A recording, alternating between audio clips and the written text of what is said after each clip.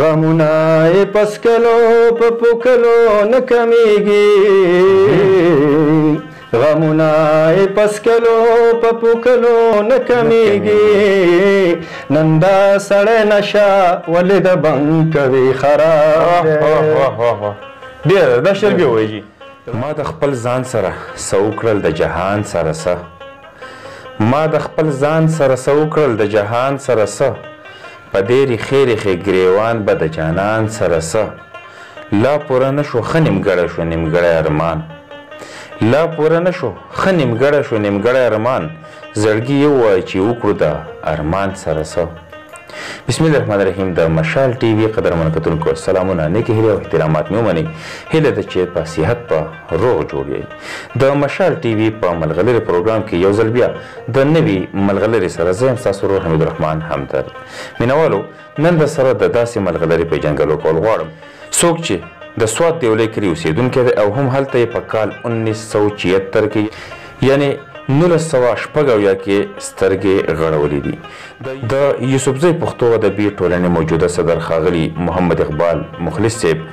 نن د مشال ټي وي ملغلرې پروګرام ته درناوی بخلی دی محمد اقبال مخلص صاحب د وخت راکولو مو یو جهان مننه په خپل پروګرام ملغلرې کې درته هرکلی وایم د مشال ټي وي زه ډېره مننه کوم او د ملغلرې پروګرام کې تاسو موږ ته وخت راکړو نو ډېره مننه ستاسو او ډېر شکر ګزار یم ستاسو مننه ډېره زیاته مننه محمد اقبال مخلص صاحب زموږ د پروګرام د لږ ساعت دپاره چې د یو ملګري تعارف پیژنګلو پکې وشي کوم ځای د احساسه ادبي هلې ځلې نو ستاسو نه هم دا یو پوښتنه کوم چې څومره ادبي هلې ځلې کلامونه وغیره کتاب څه اراده یا شته یا نشته او کتاب زموږ یو تذکره کتاب چاپ دی په هغې کې زما په خپله کلامونه دي 10-12 کلامونه او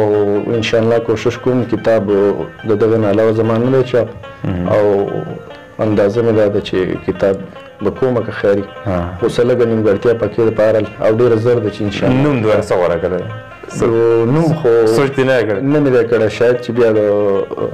کتاب نه راوباسو او نوم به ولې ورکړو انشاءالله ښه مینوال به د څه کلام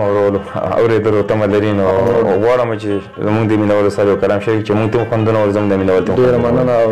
مینوالو سره به زه یو غزل شریک کړم په ترنم کې جي دا زړه مې د حالاتو سره جنګ کوي خراب دی مدام په بې وفاو باندې ننګ کوي خراب دی دا زړه مې د حالاتو سره جنګ کوي خراب دی مدام په بې وفاو باندې ننګ کوي خراب دی ډېره ده غمونه یې پس کلو په پوکلو نه کمیږي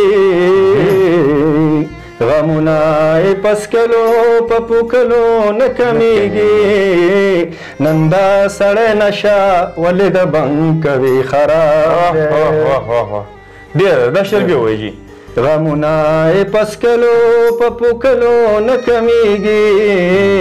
نن دا سړی نشه ولې د بنګ کوي خراب دی مدام په بې وفاو باندې ننګ کوي خراب دی وزې د خپله کوره مسافر په وروستو ګوري وزې د خپله کوره مسافر په وروستو ګوري خبرې بچې د ګل په رنګ کوي خراب دی خبرې بچې د ګل په رنګ کوي خراب دی بیګای ستا ټوټې ټوټې تصویر په سینه پروتو بیګای ستا ټوټې ټوټې تصویر په سینه پروتو